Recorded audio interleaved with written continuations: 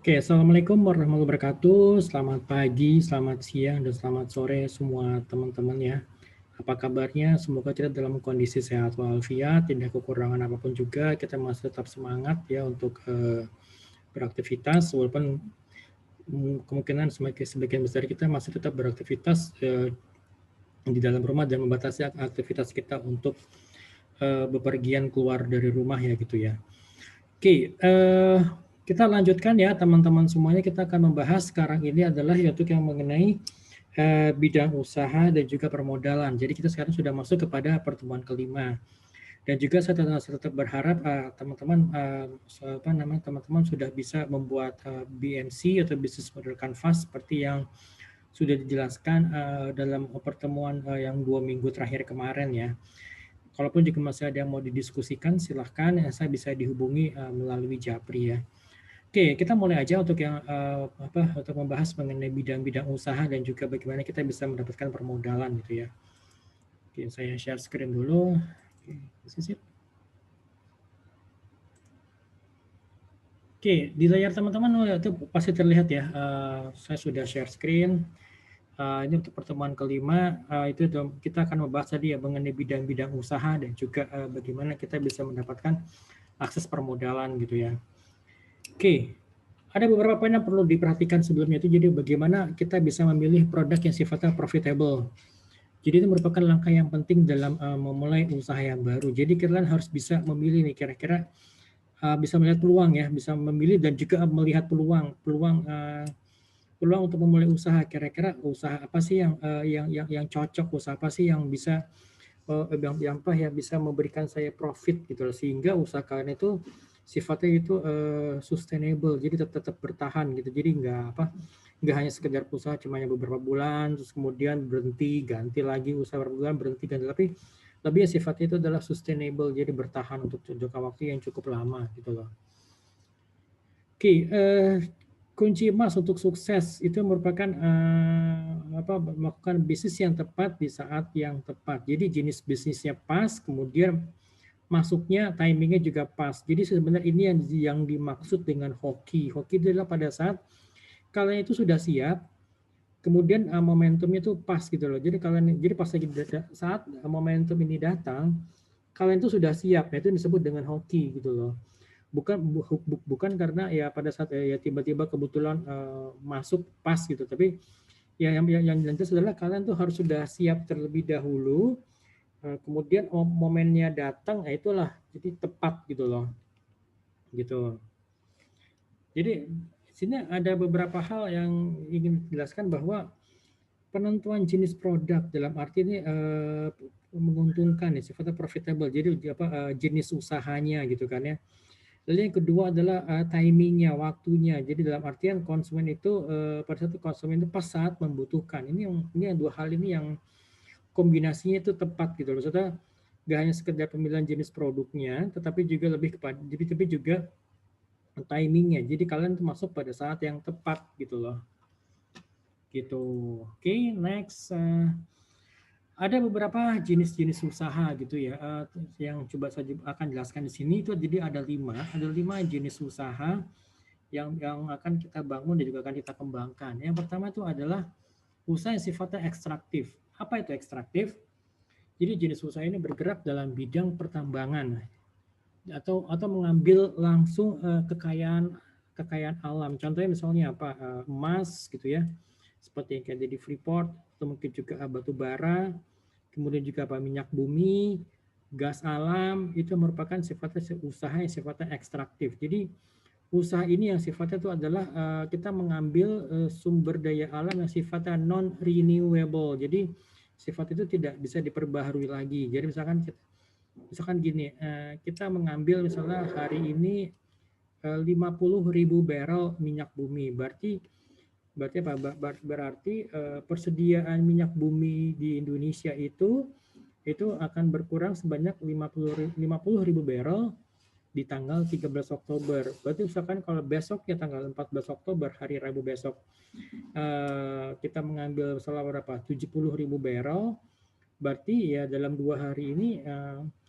kekayaan minyak bumi Indonesia akan berkurang sebanyak 120.000 barrel gitu loh. Gitu.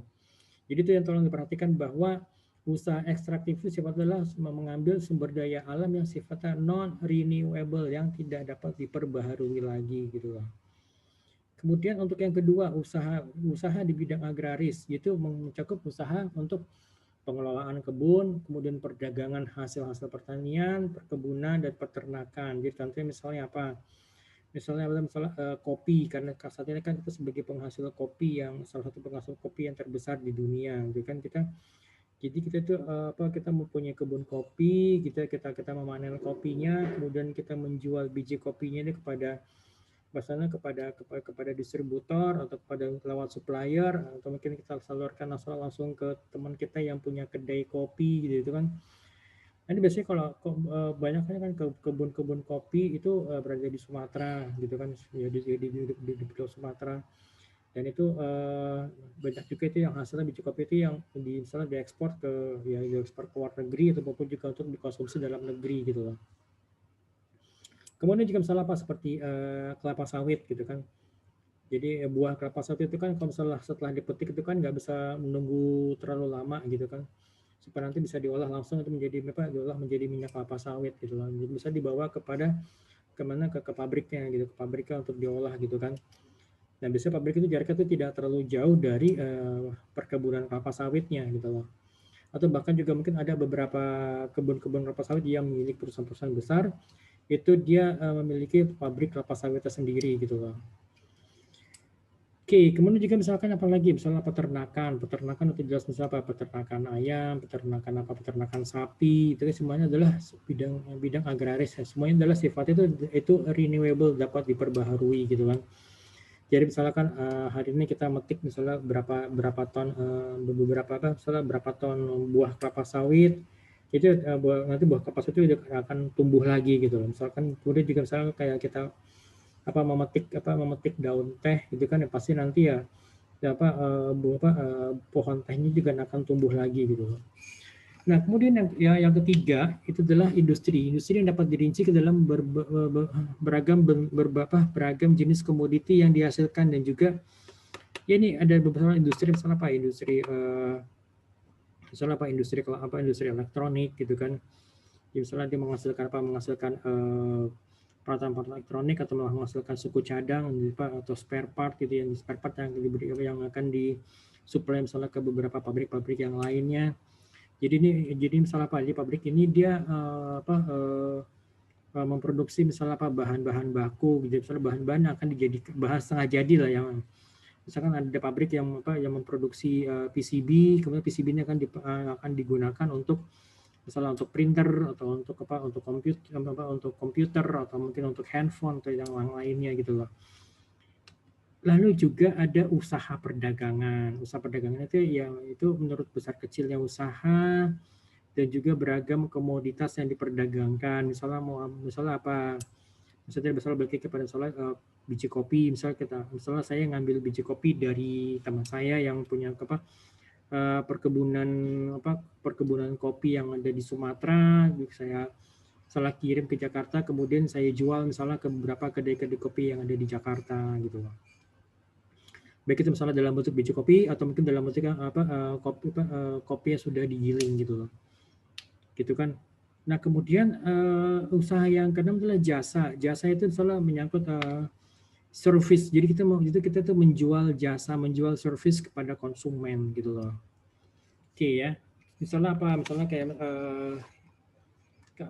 jasa, misalnya konsultasi gitu kan, atau mungkin konsultan pajak gitu ya, atau misalnya seperti lawyer gitu kan, itu yang dijual tuh adalah pelayanannya kepada para nasabah atau pada kliennya gitu loh. Oke, sekarang kita lihat sini bidang usaha sifatnya konsultatif. Jadi ini kalau menurut di sini memang sih diberikan kepada kalangan yang extrovert dominan. Jadi bidang usaha yang memungkinkan ya kita ini berada dalam posisi sebagai pemegang kendali. Jadi misalnya misalnya seperti kayak jasa konsultasi. Jadi misalnya tadi kan konsultasi udah jelas, misalnya seperti misalnya konsultan pajak gitu ya, konsultan hukum gitu ya. Lagi misalnya ya misalnya konsultan misalnya apa untuk yang PPAT, pejabat pembuat akte tanah atau notaris gitu kan.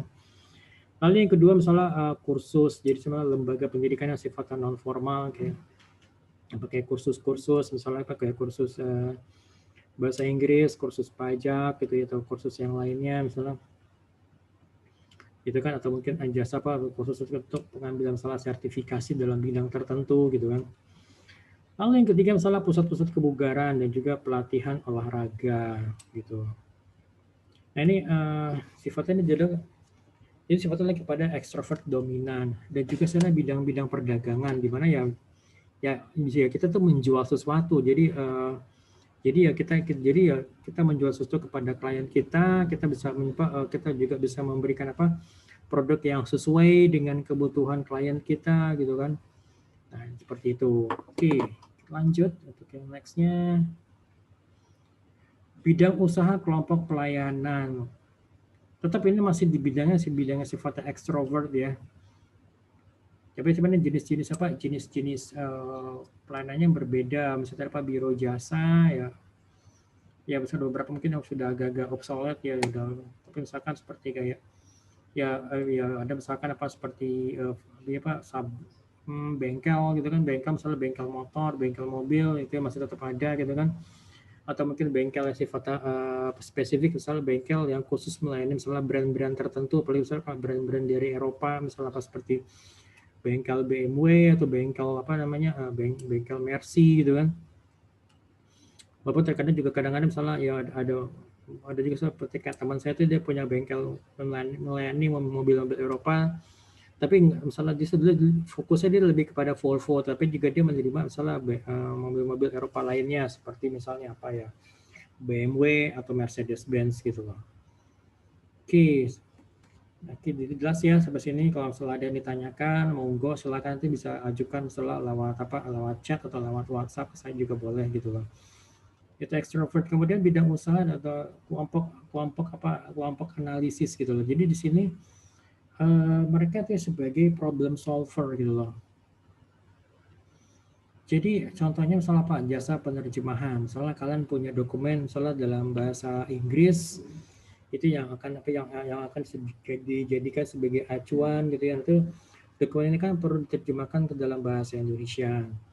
Jadi biasanya itu ada jasa translator. Jadi yang menerjemahkan dari bahasa Inggris ke bahasa Indonesia dan penerjemahnya itu tersumpah gitu. Jadi supaya untuk memberikan keyakinan bahwa si dokumen ini memang sudah diterjemahkan oleh penerjemahan tersumpah, dan itu penerjemah ini sudah berpengalaman. Jadi nggak hanya baru sebulan 2 bulan nerjemahin dokumen lah. Hanya sekedar menerjemahkan dibantu Google Translate, tapi enggak.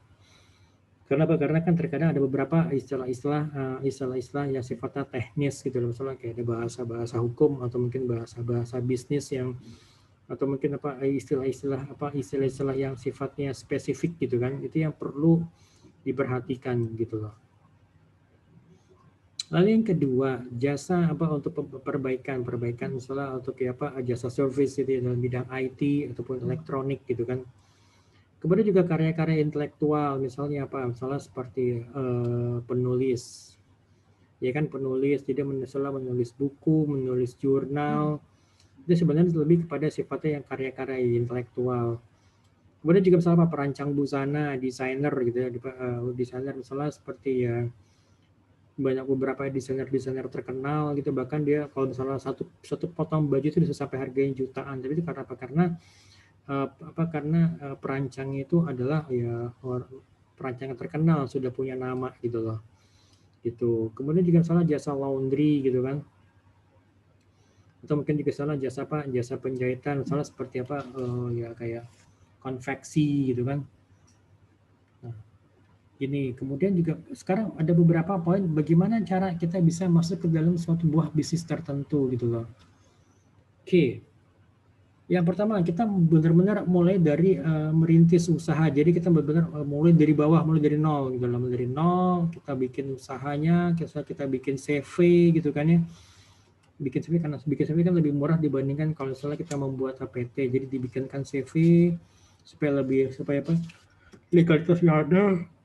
Kemudian setelah bukan ke CV, kita mulai menjalankan usaha, misalnya apa CV-nya apa, misalnya CV dalam bidang apa, dalam bidang konsultasi, misalnya apa konsultasi, misalnya apa konsultasi pajak kah, atau misalnya mungkin juga konsultasi pajak sekalian juga untuk pengurusan dokumen-dokumennya gitu kan.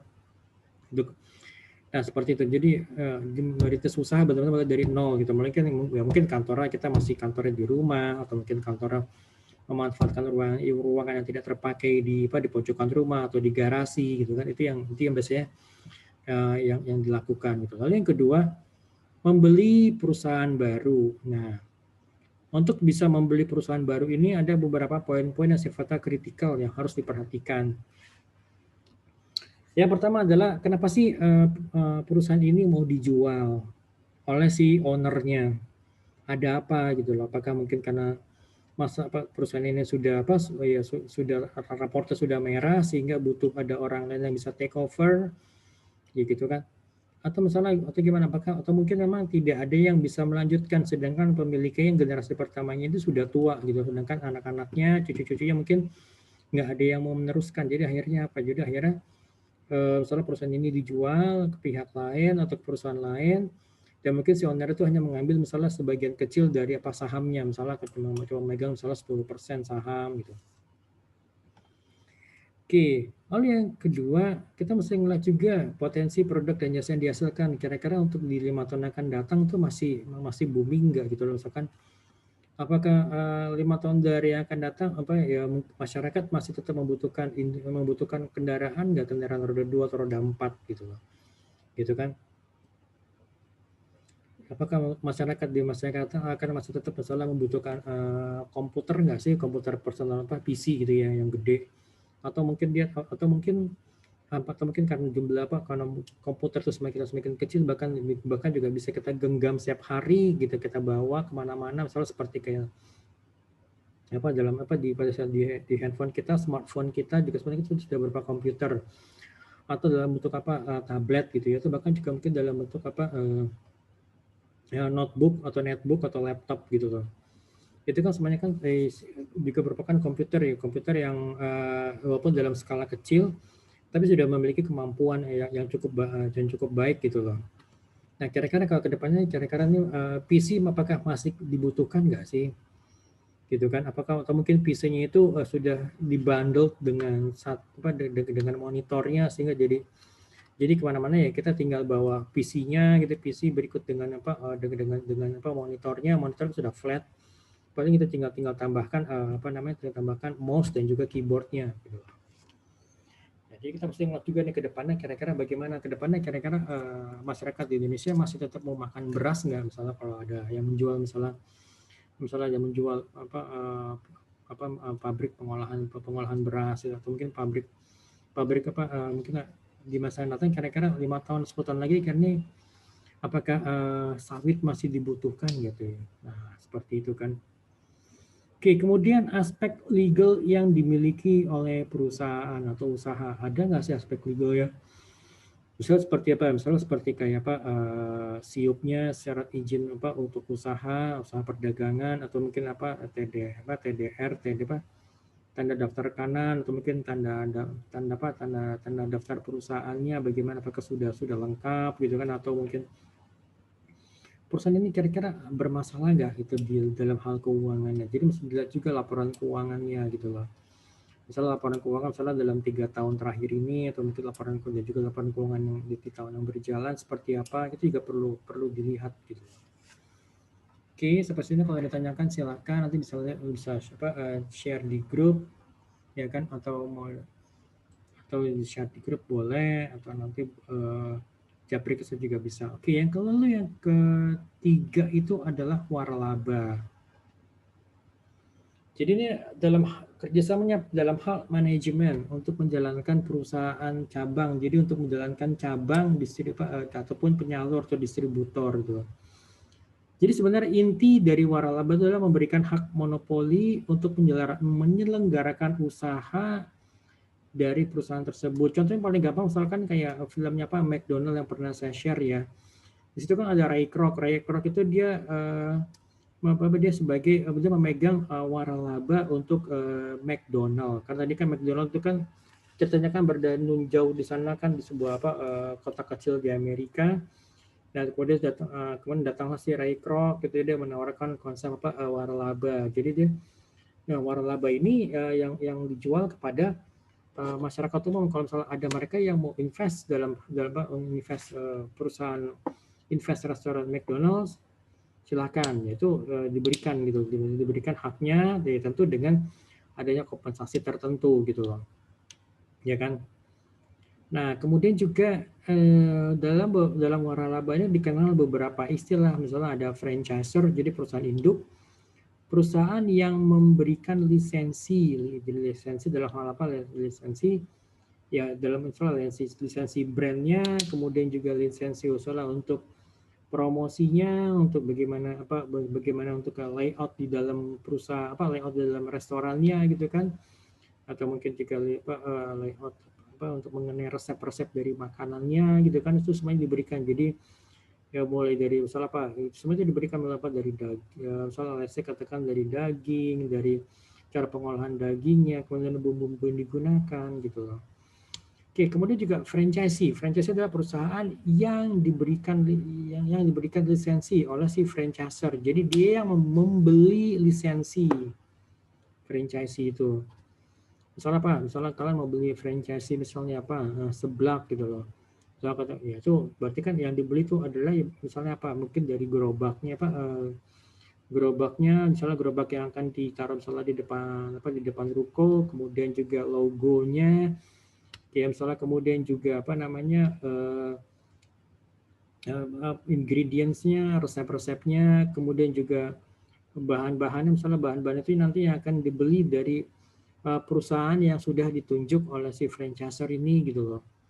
Atau mungkin dari si franchise sendiri yang akan mensuplai produk-produknya gitu loh. Nah, jadi karena kemudian juga bagaimana cara mengolahnya, itu kan berarti cara mengolahnya, kemudian juga bagaimana mungkin layout tempat duduknya, layout restorannya seperti apa itu sudah diatur gitu, semuanya standar, gitu kan. Jadi nanti dari pihak franchisor yang akan melakukan inspeksi gitu loh, mengenai implementasi jalannya prosedur seperti apa. Gitu. Oke.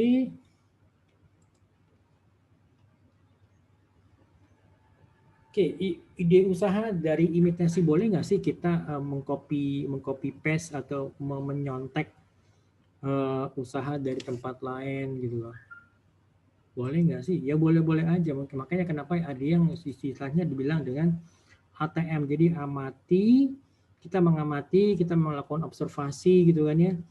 Kemudian kita meniru, kita tiru gitu kan. Jadi amati, tiru, kita mulai meniru apa yang ada, yang sudah dijalankan gitu ya. Kemudian M-nya itu modifikasi, jadi kita merubah gitu loh.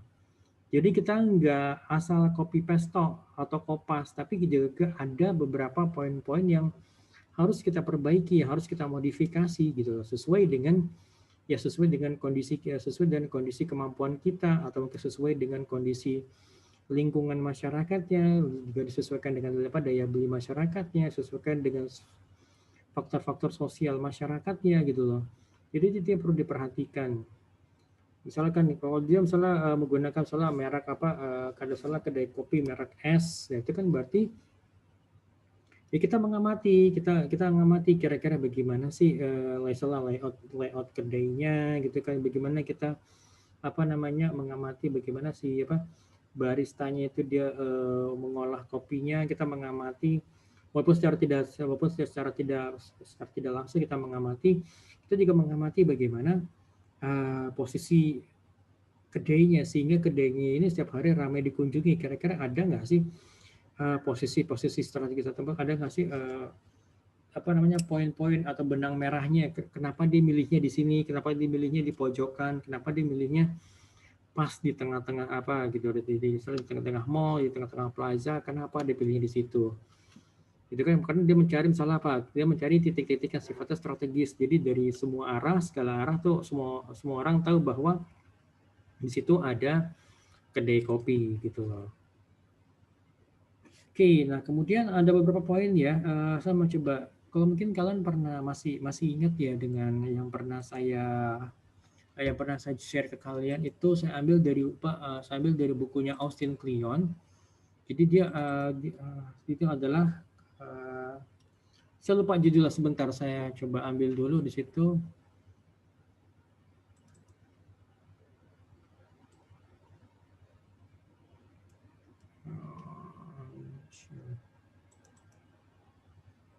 Oke, coba saya lihat dulu ya. Jadi ada beberapa poin. Jadi dia kira-kira dari mana sih para artis ini dia bisa mendapatkan ide. Jadi dengan gamblangnya si Austin Kleon menjawab bahwa kami mencurinya gitu loh. Coba kita lihat apa sih yang dimaksud dengan mencuri kalau versinya Austin Kleon gitu loh. Oke, saya share screen dulu juga.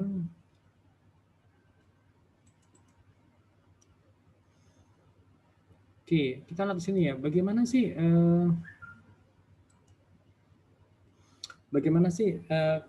para seniman itu mencuri ide. Jadi setiap seniman pernah ditanya, bagaimana sih dapat ide?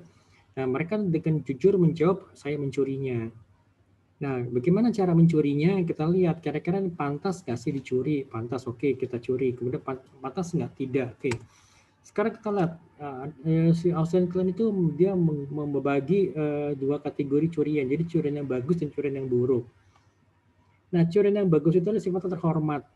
Kenapa? Karena dia berusaha untuk mengamati, gitu, observasi. Jadi mengobserve, mengamati, menganalisa supaya kita bisa paham gitu. Apa sih maksudnya gitu loh.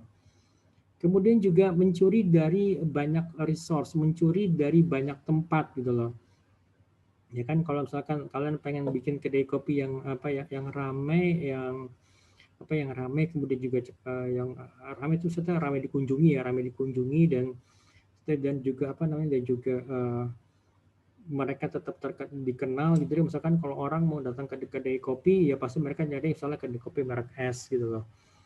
Kan misalkan kalau misalnya konsumen ingin mengkonsumsi pizza, pasti mereka larinya ke brand tertentu brand pizza yang besar gitu. Itu kenapa gitu? Bagi kita mesti coba mengamati, kita bisa mengobservasi apa sih gitu loh, apa sih yang membedakan antara kedai kopi yang pertama dengan kedai kopi yang lainnya. Jadi kita bisa mencuri dari banyak-banyak tempat gitu loh. Sehingga kita bisa memberikan referensi ke kita, memberikan inspirasi ke kita gitu loh.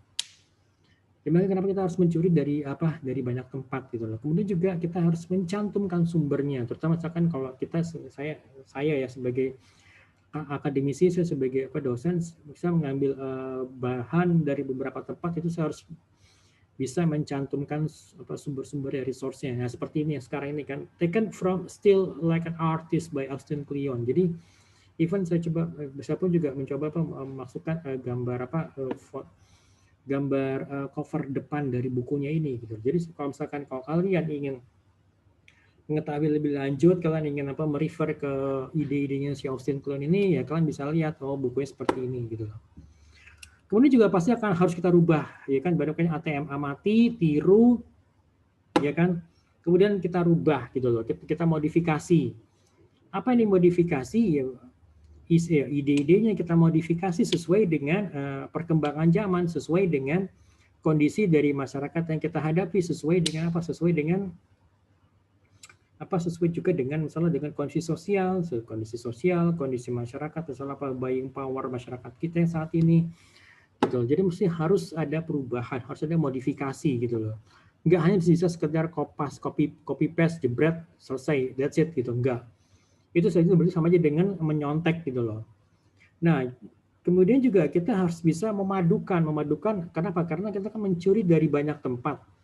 Ya harus kita bisa padukan sesuai dengan pertama tadi ya kemampuan kita, sesuaikan dengan kondisi masyarakat kita, baik dari segi finansialnya, kepada daya beli masyarakat ataupun juga dari secara sosialnya gitu loh, supaya tidak terjadinya clash atau mungkin tidak terjadinya kerugian dari di kita sebagai pengusaha gitu loh. Nah, kemudian kalau curian yang buruk, di sisi kanan ini dijelaskan bahwa ya lo nyuri tanpa etika. Karena apa ya? Karena lo cuma sekedar copy paste, lo tidak tahu secara mendetail apa ide-idenya gitu loh. Lo tidak tahu bagaimana misalkan kedai kopi yang ramai ini jam berapa dia harus mulai buka sebelum dia bisa memulai melayani kepada pelanggan gitu. Pasti kan itu harus juga ya apalagi misalkan kalian cuma tahu lihat sekilas gitu, cuma mengamati cuma sejam 2 jam itu cuma sehari atau 2 hari toh, tapi kalian tidak mengamati misalnya jam-jam sibuknya seperti dalam suatu minggu gitu loh. Kalian tidak mengamati misalnya pada saat di weekend itu kan bagaimana kondisinya pada saat misalnya kayak pada saat PSBB seperti apa di saat ini, kira-kira ada perbedaannya nggak sih antara misalnya kedai kopi es yang ada di Jakarta dengan kedai kopi es yang ada misalnya di daerah pinggiran Jakarta, misalnya di Bogor, Depok, Tangerang, Bekasi, kira-kira ada perbedaannya enggak? Jadi kita harus tahu, kita harus bisa melihat gitu loh. Gitu. Dan juga yang dia adalah kita juga harus bisa merubah. Lo ngambil idenya apa sih gitu. Lo mesti bisa merubahnya, jangan sampai nanti lo dituntut sama oleh perusahaan lain karena lo dianggap mencuri idenya gitu loh. Hanya sekedar mencuri hanya mencuri ide gitu loh, tanpa adanya perubahan, tanpa lo mencuri dari banyak tempat, tanpa lo memadukan dengan hal-hal lain yang yang disesuaikan dengan kondisi masyarakat gitu loh. Ya seperti misalnya kayak Kobe Bryant, dia mengatakan bahwa sudah kucuri semua gerakan ini dari semua pemain hebat. Aku ingin mereka bangga karena banyak sekali yang kupelajari dari mereka. Semua demi permainan basket, bukan kepentinganku saja. Jadi even pemain basket selevel Kobe Bryant almarhum ini, dia tuh mencuri gerakan dari semua pemain hebat, mungkin dari Michael Jordan atau dari tim NBA lainnya gitu loh. Ya, jadi sebenarnya si Kobe Bryant almarhum ini menginginkan supaya mereka bangga. Kenapa? Karena si almarhum ini sudah dari banyak hal dari mereka semuanya gitu loh. Oke, gitu. Oke, sampai sini kalau mau ditanyakan monggo silahkan, saya bisa di share bisa di japri di grup atau juga bisa di gimana di share ditanyakan di grup atau di japri gitu ya. Oke, ada beberapa poin juga yang perlu diperhatikan untuk mengantisipasi hal seperti ini ya. Jadi cara bagaimana kita bisa pirate serta pembajakan. Jadi ini jelas tadi kan, ini sebenarnya ini kita bicara lebih detail lagi, mempelajari industri yang sudah ada. Misalkan kalau kalian masuk ke industri kuliner, kalian harus bisa mempelajari industri kuliner secara umum. Kemudian kalian masuk ke industri kuliner seperti apa? Kalau misalnya kemarin ada teman yang bilang, saya mau masuk ke industri kuliner kuliner Nusantara. Oke, kuliner Nusantara itu kan banyak. Yang mana dari ujung barat itu yang ada dari Aceh, ada mie Acehnya, sampai ke ujung timur ada papedanya dari Papua. Nah, kalian tuh mengambil yang mananya gitu loh. Jadi harus spesifik, harus jelas gitu loh. Ya kan? Karena apa? Karena misalkan gini, misalkan kuliner itu kan industri yang sebenarnya nggak akan pernah mati. Jadi selama manusia hidup, ya manusia butuh makan gitu loh. Ya kan, manusia butuh, apalagi misal kalau kondisi seperti ini ya masalah orang juga misalnya butuh mempertahankan daya tahan tubuhnya, apalagi misalkan kalau dia masih tetap beraktivitas di luar gitu kan, supaya tidak terjangkit penyakit, apalagi misalnya terjangkit amit-amit misalnya terkena COVID gitu kan, dia harus bisa mempertahankan daya tahan tubuhnya, bahkan juga memperkuat daya tahan tubuhnya gitu kan. Itu yang perlu dipelajari gitu loh. Apa sih kira-kira industri misalnya gini, industri kuliner seperti apa sih gitu loh. Rata-rata misalkan kalau orang misalnya kalau beli masakan pagi, beli breakfast atau sarapan, kira-kira di angka berapa sih? Jadi misalkan kalian mau bikin paket sarapan, jadi kalian tahu range orang ini range orang itu kalau beli sarapan itu di angka misalnya angka berapa, angka misalnya 15.000 sampai 20.000 gitu loh. Tapi mungkin lebih banyak mungkin diangkat misalnya katakan misalnya 15.000, jadi misalnya beli bubur, berikut misalnya dengan air mineral gitu loh.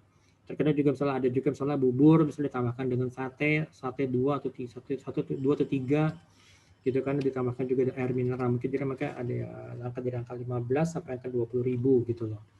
Jadi kita harus tahu, jadi kita jualannya tuh angkanya nggak jauh dari angka itu gitu loh. Jadi nggak rendah-rendah banget sehingga akhirnya kita rugi, tapi juga nggak tinggi banget sehingga nggak ada orang yang beli gitu loh. Oke, yang kedua adalah mengkaji input dan output industrinya. Jadi apa yang menjadi input dari industri ini, apa menjadi outputnya. Kemudian juga kita harus bisa menganalisa tren populasi dan juga data demografi populasi. Misalnya populasi penduduk Indonesia itu berapa sih gitu loh. Atau mungkin populasi penduduk yang ada di Jakarta, atau misalnya populasi penduduk yang kalau kalian itu wilayah Jakarta Timur seperti apa sih populasi penduduk penduduk di Jakarta Timur itu kan. Kemudian ya, lebih banyak mana sih, apakah lebih banyak yang orang tuanya, lebih banyak anak-anak mudanya, lebih banyak usia produktifnya, kemudian juga lebih banyak kemana nih antara laki atau perempuan gitu kan. Kemudian bisa bedah lagi nih perempuan itu perempuannya seperti apa, perempuan ibu rumah tangga, wanita karir atau first jobber, mereka yang baru masuk ke dunia kerja, atau mereka yang masih jadi pelajar atau mahasiswa atau mahasiswi gitu loh. Kemudian kan juga harus bisa mengkaji tren ekonominya, tren perekonomian, terutama dalam kondisi seperti sekarang ini, kondisi yang di mana kondisi COVID-19 pandemic ya, jadi PSBB, di mana daya beli masyarakat turun drastis gitu kan ya. Kemudian juga semakin banyaknya pengangguran gitu kan. Jadi setiap hari itu pasti ada aja yang di PHK gitu kan. Nah itu kira-kira apa dampaknya? Kira-kira bagaimana dampak terutama untuk daya beli masyarakat gitu loh. Kira-kira ada juga nggak sih perubahan misalnya terhadap terhadap perubahan sosial, apalagi misalkan dengan adanya disahkannya misalnya undang-undang Omnibus Law ini, kira-kira apa sih dampaknya gitu loh bagi masyarakat gitu loh. Dampaknya baik atau buruk gitu kan. Nah itu seperti itu. Nah oke, sekarang kita lihat juga kepada perlindungan hukum terhadap perusahaan. Jadi yang pertama tuh ada sifatnya yang namanya paten, kemudian juga adanya merek dagang atau trademark gitu ya. Kemudian juga ada hak cipta, copyright gitu loh. Oke, sekarang kita lihat satu persatu. Paten. Paten itu sebuah pengakuan dari lembaga yang berwenang atas penemuan produk yang diberi kewenangan untuk membuat, menggunakan, dan menjual selama paten tersebut masih dalam jaminan. Jadi ini alat yang diciptakan itu harus betul-betul baru dan diberikan kepada penemu sebenarnya. Jadi alat ini misalnya benar-benar yang baru, misalnya seperti kayak ya kita tahu misalnya Eyang Habibie almarhum itu dia sebenarnya dia memegang patennya banyak gitu, terutama dalam bidang industri pesawat terbang ya. Jadi dia yang dikenal dengan Mr. Crack. Jadi Mr. Crack itu dia menemukan misalnya formula supaya misalnya kalau menemukan formula supaya ada namanya fatigue faktor dalam di dalam komponen kalau nggak salah sayap pesawat gitu loh. Itu namanya dipatenkan gitu loh. Nah kemudian paten ini, jadi kalau misalkan kita sudah memiliki suatu penemuan ataupun alat yang sudah dipatenkan, berarti ini tidak boleh diduplikasi. Kalaupun diduplikasi itu harus dengan seizin. Jadi ada izinnya, ada lisensinya gitu loh dari penemunya. Ya kecuali kalau misalkan ada sebuah penemuan, kemudian penemuannya itu ya boleh digunakan oleh siapa saja gitu, oleh industri apa aja secara luas gitu. Misalnya seperti yang dilakukan oleh Volvo. Volvo itu dia sebenarnya dia yang menemukan sabuk pertama untuk pertama kali. Jadi seat belt yang pertama kali menemukan itu adalah Volvo. Tapi karena untuk alasan keselamatan penumpang dan juga untuk alasan kemanusiaan, maka Volvo ini dia memperbolehkan ya industri pabrik-pabrik lainnya dalam industri otomotif itu menggunakan penemuannya gitu loh. Makanya sekarang kan pasti di setiap mobil pasti ada yang namanya sabuk pengaman atau seat belt gitu loh. Apalagi misalkan di seat belt yang di penumpang depan, penumpang tengah, apalagi misalnya kalau mobil 3 baris berarti ada penumpang yang belakang tuh sudah disiapkan dengan seat belt gitu loh. Oke, next. Tadi paten ya. Kalau yang kedua, yang kedua adalah merek dagang, trademark. Jadi merek dagang itu pada umumnya itu berbentuk nama, simbol, logo, slogan. dan juga ataupun juga tempat dagang. Jadi yang menunjukkan bahwa produknya ini original gitu ya, dan juga membedakan produk-produk yang lain yang ada di pasar gitu loh. Gitu. Nah, kemudian nama misalnya kayak ada nama. Mungkin kalau mungkin ada beberapa eh, eh, merek dagang atau logo mungkin yang agak-agak mirip dengan merek-merek lainnya. Mungkin ya karena merek ini lagi booming gitu ya di pasar gitu ya. Mungkin beberapa pihak lain yang punya jiwa Me Too gitu atau itu cuma foto follower ya cuma ikut-ikut doang ya masih bikin bikin logo yang mirip-mirip gitu loh gitu. Ya misalkan kalau mungkin kalian pernah dengar dulu ya apa namanya kayak kasus Bluebird itu dengan presiden taksi waktu itu presiden taksi itu dia mencet warna kendaraannya warna mobilnya itu yang kurang lebih warnanya sama dengan warna birunya Bluebird gitu loh warna warna birunya Bluebird itu sempat sempat heboh waktu itu karena juga itu tujuannya apa supaya nanti misalkan kalau orang tuh nyaru jadi misalkan kalau orang ngeliat ini ada taksi warna biru itu pasti Bluebird tapi ternyata pasti deketin tapi bukan Bluebird malah prestasi. Maksudnya waktu itu prestasi terkenal dengan presiden taksi gitu loh gitu jadi kan penumpang kecewa sih kita pernah ngalamin seperti itu udah lama banget jadi akhirnya apa yang tadi mau pergi jarak jauh jadi akhirnya kita transit di situ tempat jebret kita turun kita baru nyambung taksi yang Bluebird gitu loh ya karena faktor ketidakpercayaan karena kan namanya Bluebird waktu itu kan benar-benar dipercaya sebagai kendaraan umum yang sifatnya aman dan nyaman gitu loh walaupun juga kita harus merogoh kocek yang lebih dalam lagi ya kan karena kan argonya masih tinggi argo taksi Bluebird itu masih cukup tinggi gitu dibandingkan argo taksi yang lainnya gitu loh gitu nah seperti itu jadi ada sempat waktu itu tapi kan itu tidak bisa dituntut oleh Bluebird karena apa sebenarnya hanya warna aja mirip tapi kan kalau misalnya banyak juga orang yang sempat tertipu seperti saya waktu itu karena itu kan udah sore atau malam kita panggil taksi pasti kita panggil taksi yang menepi terus kita waduh ini kok bukan Bluebird tadi saya pikir Bluebird ya udah kita naik aja dulu karena udah baru kepanggil naik sebentar ya sampai yang tadi soal mau sampai dari Jatiwaringin mau ke Blok M yaudah kita transit dulu aja misalnya dari Jatiwaringin misalnya ke UKI dulu dari UKI baru kita nyari taksi lagi gitu. Oke, next itu ada yang namanya copyright. Copyright itu dia adalah hak istimewa untuk melindungi pencipta untuk melindungi originalitas dari ciptaan seseorang gitu. Jadi contohnya misalnya lagu, misalnya karangan lagu gitu ya atau karangan atau mungkin kayak buku gitu kan misalnya kadang-kadang misalkan ada buku suka ada yang dibajak gitu kan misalnya karena buku bajakan ya pasti harganya jauh lebih murah dibandingkan buku yang resmi. Jadi pada saat misalnya ada buku bajakan dijual, kalau saya beli buku bajakan berarti nanti si penulis itu dia tidak mendapatkan copyrightnya ini gitu loh, royaltinya ini dari si pembelinya gitu loh. Oke, sampai sini kalau ada yang tanyakan silahkan, saya bisa dihubungi di grup WhatsApp atau mungkin di Japri atau mau di email sok silakan monggo. Oke. Ini sekarang kita lanjut ini untuk yang kriteria usaha. Kriteria usaha tuh ada ya beberapa kriteria mulai dari kriteria usaha mikro, usaha kecil, maka ada istilahnya UMKM, usaha mikro, kecil, menengah gitu ya. Gitu kan. Ada lagi usaha menengah gitu ya.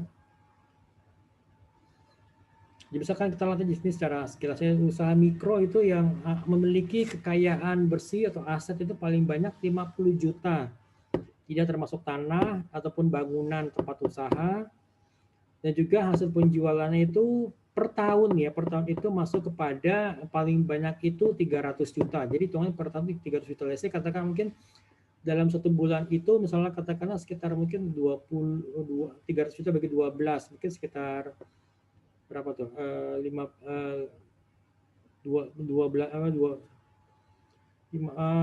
jutaan gitu loh.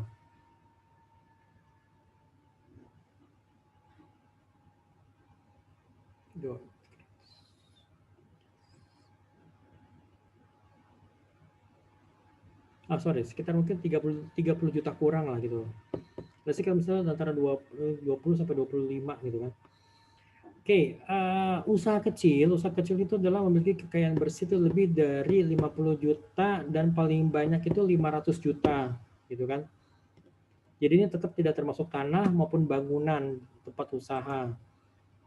Kemudian penghasilannya itu, omsetnya itu lebih dari 300 juta sampai dengan paling banyak itu adalah 2,5 miliar.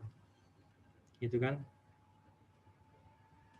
Kemudian usaha menengah. Usaha menengah itu kekayaan bersihnya itu 500 juta lebih sampai dengan paling banyak itu adalah 10 miliar dan ini tidak termasuk tanah, bangunan, tempat usaha.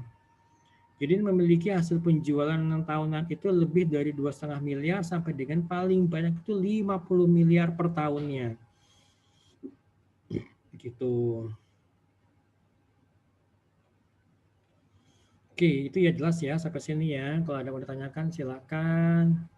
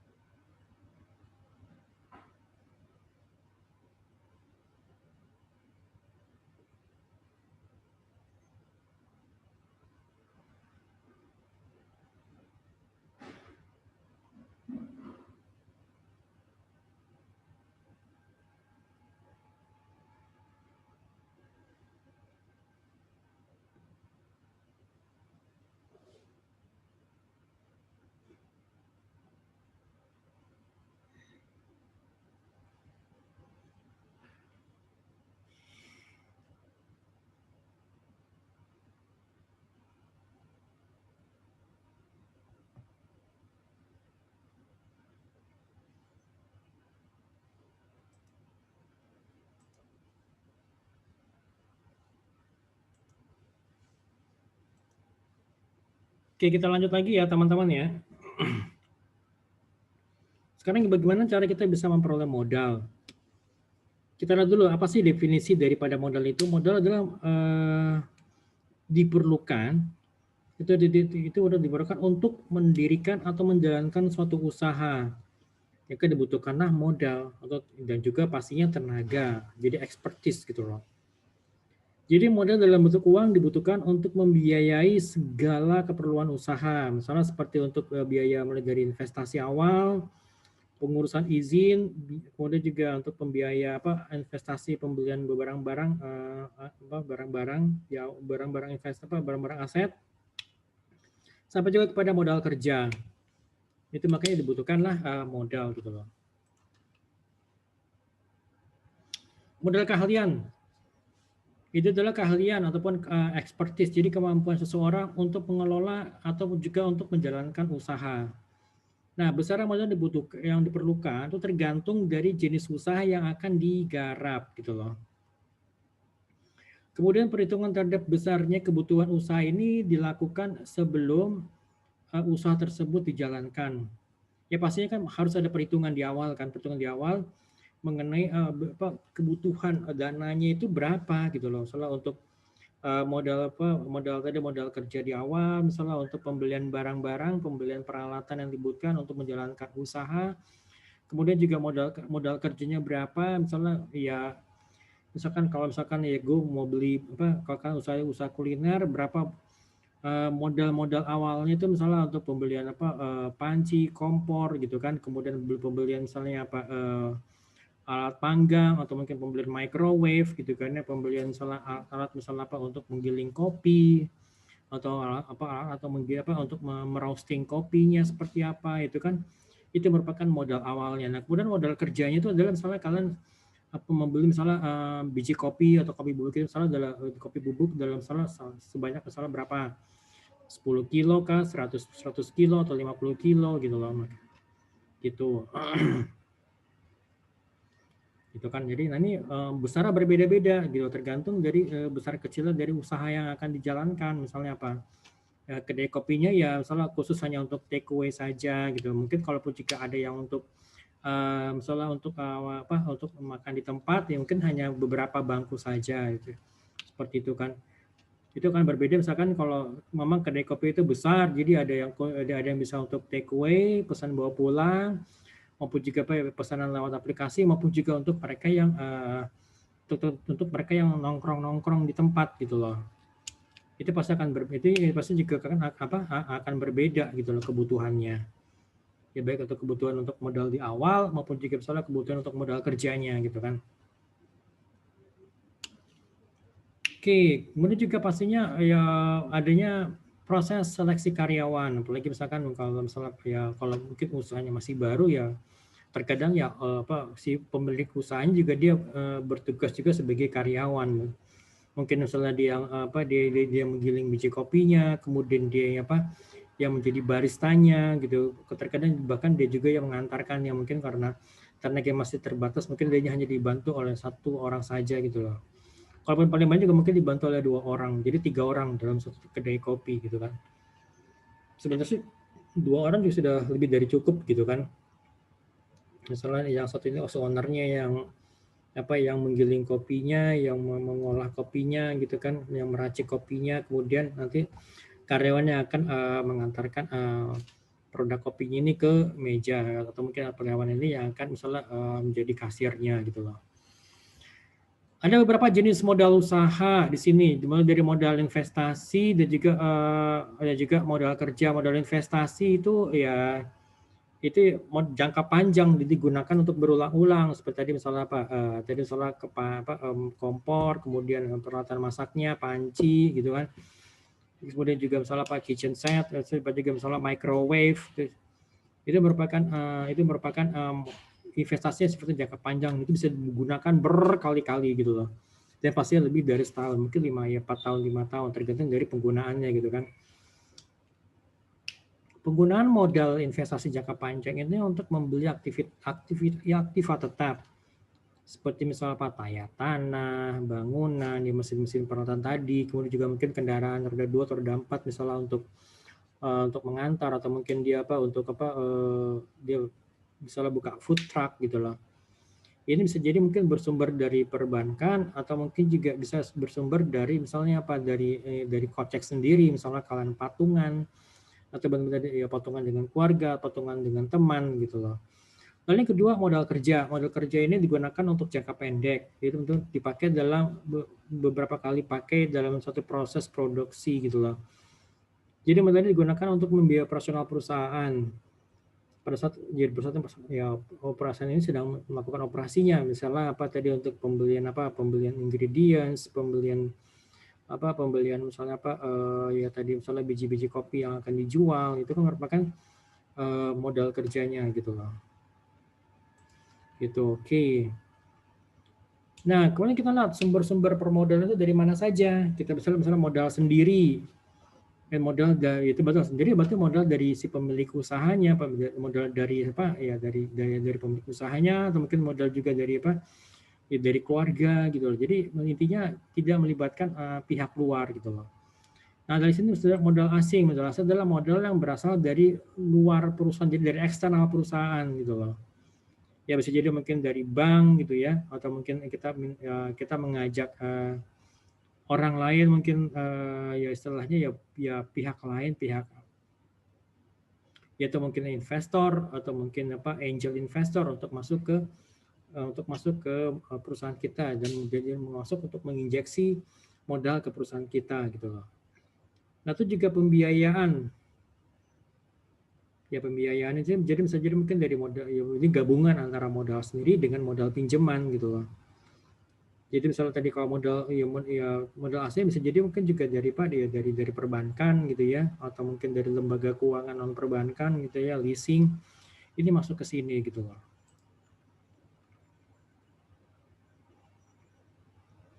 Nah, kemudian kalau untuk bisa memperoleh modal usaha, itu ada beberapa hal-hal yang perlu diperhatikan. Pertama itu adalah tujuan perusahaanku ini mau ngapain gitu. Apakah kita kan harus sesuaikan dengan tujuan kita mendirikan perusahaan.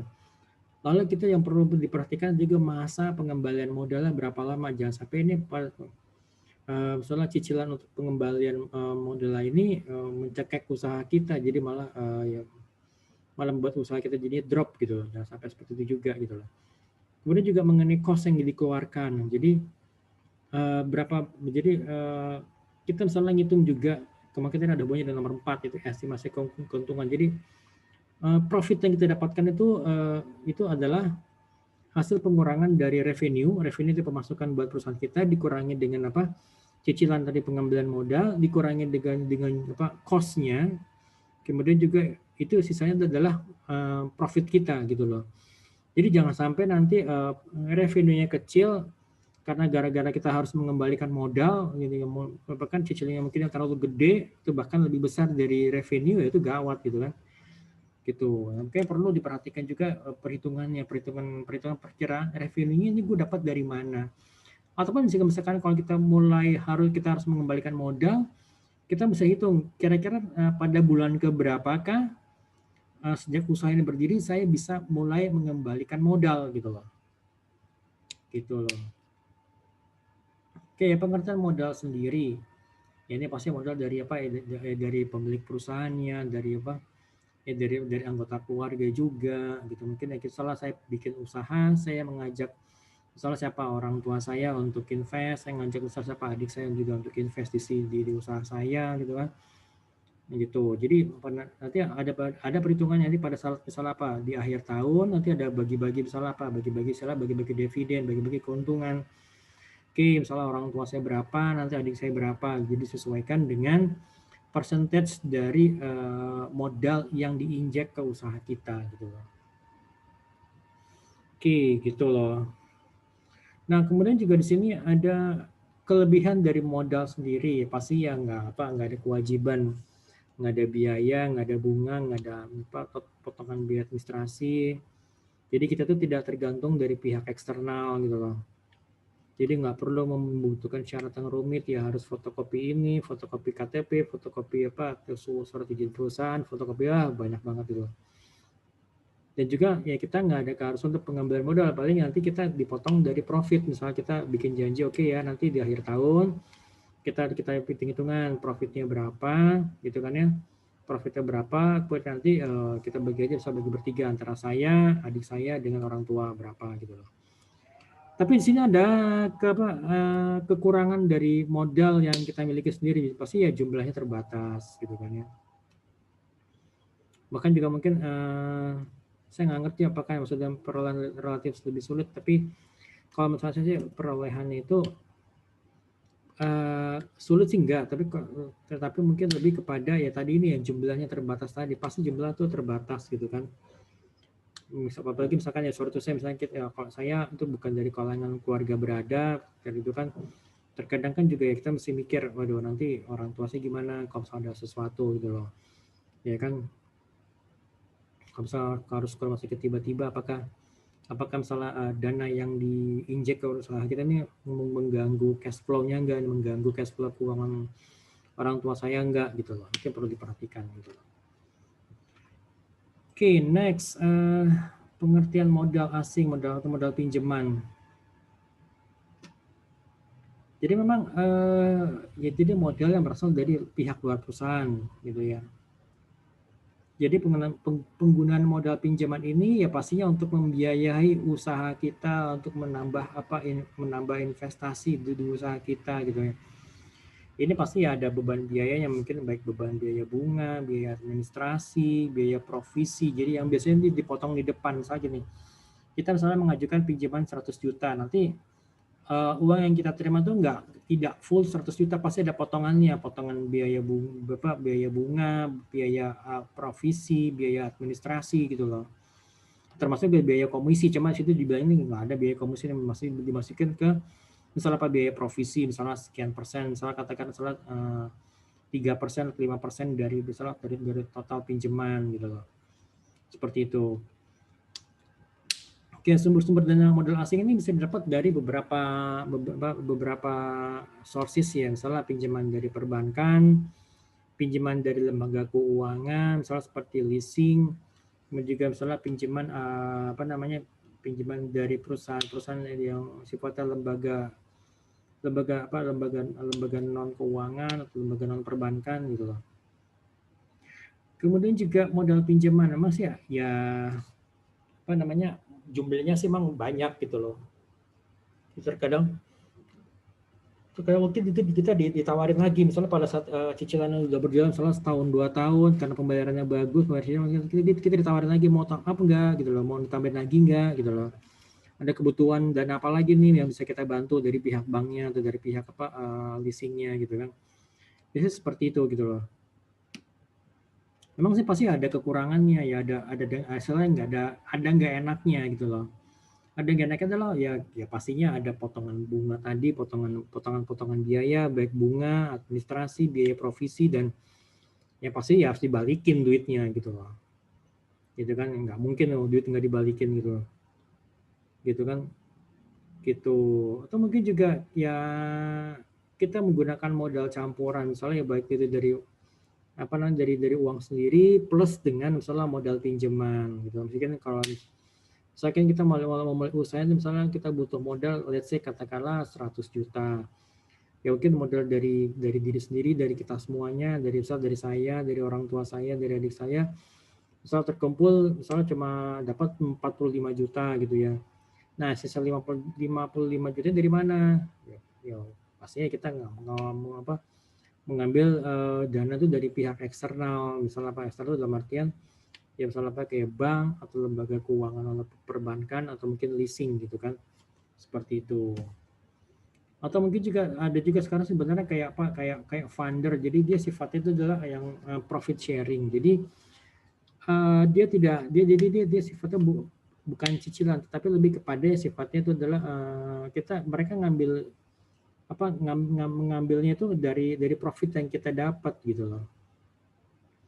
Kita misalnya usahanya kan berjalan lama gitu ya, misalnya dapatin misalnya pinjaman katakan tadi yang 55 juta, kalau tadi yang kekurangan itu 50, berarti 50 juta itu akan dikembalikan dengan cara dicicil berikut dengan profitnya. Profitnya berapa? Misalnya profitnya katakanlah misalnya ya 60, misalnya 60 40, misalnya 60% tuh untuk salah siapa sih teman-teman, untuk siapa sih tadi itu investor, jadi 60% dari dari profit, kemudian sisanya itu 40% itu diberikan milik si owner perusahaannya ini gitu loh. Gitu. Mungkin kalau udah berlanjut selama berapa lama dia tadi hasil keuangannya, rapat keuangannya, ternyata pas misalnya di tahun kedua atau tahun ketiga itu kita sudah bisa BP, dan mungkin nanti dibalik gitu loh, dibalik komposisinya, misalnya buat saya sebagai pemilik usaha saya dapatin 60% dari total profit, kemudian nanti sisanya itu 40% saya bagi kepada fundernya gitu loh, seperti itu. Oke teman-teman, sudah jelas semuanya ya, ini sudah saya bahas. Kemudian nanti jangan lupa kalau untuk seminar wajib entrepreneurnya ya, jangan sampai telat untuk nggak masuk untuk join di Zoom-nya, karena kan itu sebenarnya itu 30 menit sebelum mulai itu sekarang tuh harus udah masuk ke Zoom gitu loh. Gitu. Terus juga oke, untuk kalau ada mau ditanyakan silakan ya mengenai mengenai tugas-tugas kelompoknya gitu. Dari saya sekian saja. Terima kasih banyak. Assalamualaikum warahmatullahi wabarakatuh.